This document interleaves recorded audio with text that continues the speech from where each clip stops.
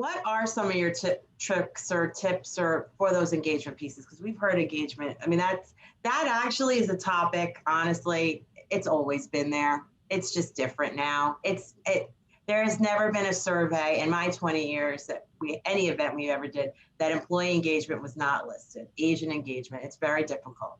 So are there tips or tricks or anything that you can share that anybody can do that doesn't cost money in the remote space? Absolutely. So let me give you an example. We were getting ready for a holiday launch, and we were putting on between 150 to 350 people every week or every other week for 90 days. Now, you know what that does to your CSATs, right? It dilutes it. And I was having trouble. The client wanted more. This was in a BPO setting. Client wanted more hours, and everybody was already working overtime. And I had a business problem, right? I had to meet staffing requirements or I was going to be penalized. So I just do what I do. I went out on a video and said, hey, listen, everybody, it's Vic. I have a business problem. I do not know what to do. Help me out.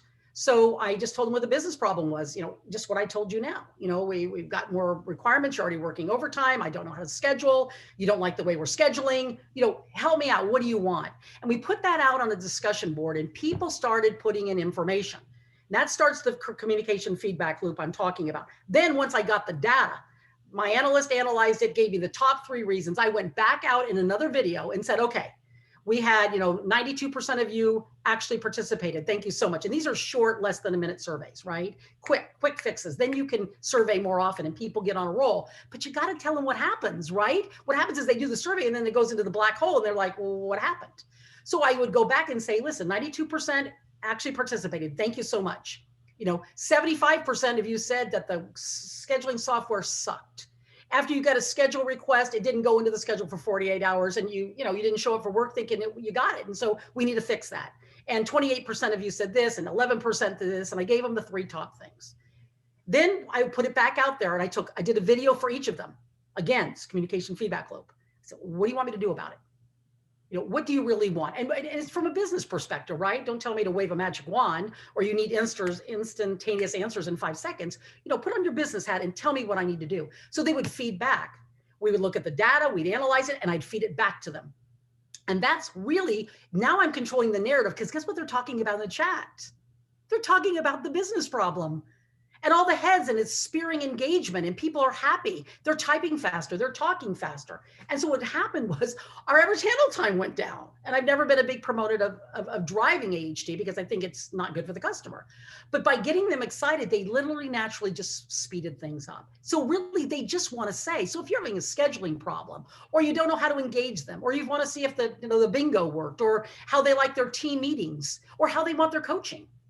In one of the centers, they got an hour a week and some people wanted 1 hour at a time. Some people wanted 30 minutes. In other contact centers, it was 30 minutes a week. Some wanted 3 10 minutes. Some wanted 2 15s. So we came up, I didn't come up. I went out and told them the numbers, starting that communication feedback loop, and they fed it back to me. And the manager said, we want to customize it. I'm like, okay, well, how the heck are we going to do that? So out to another video, started another communication feedback loop, and they decided to customize it. And the employees and the first line supervisors figured out how to do that. And I just, okay, we just need to measure it. Who's going to measure on each team? So we gave each team their numbers and we let one of the agents off for 15 minutes to, look at the numbers and report back to their team in the team meeting. Now they're owning the process. That's what they want. They want to be engaged that way. The bingo is short-lived. And if you're constantly having your supervisors or your call center managers having to come up with the latest and greatest, to try to engage them, they're on that hamster's wheel, man. You're just going to wear them out. They want to be engaged in the business. That's what employees want.